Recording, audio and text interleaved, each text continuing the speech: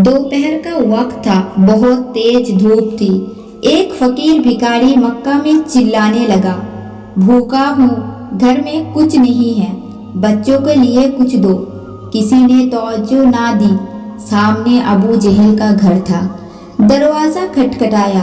अबू जहल गुस्से में बाहर निकला कि दोपहर के वक्त क्यों आवाज दी।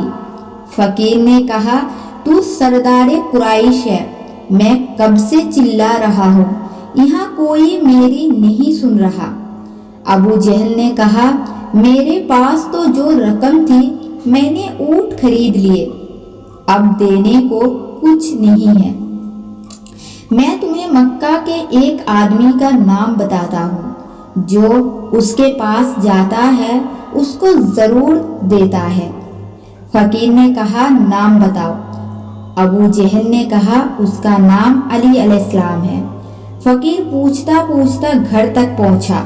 दरवाजा खटखटाया। मौला अली अलैहिस्सलाम बाहर निकले। फकीर ने कहा कि वो जो सरदारे कुरैश है उसके घर मांगने गया। उसने कहा, आप अलैहिस्सलाम के पास जाओ। मौला अली अलैहिस्सलाम ने बिठाया, खाना दिया। जब खाना खा चुका तो फकीर ने कहा, अब मेरी और भी मदद करो। मौला अली अलैहिस्सलाम ने कहा, मुट्ठी बंद करो। उसने मुट्ठी बंद की तो मौला अली अलैहिस्सलाम ने 3 बार मुट्ठी पर फूंका और कहा कि मक्के से बाहर जाकर मुट्ठी खोलना।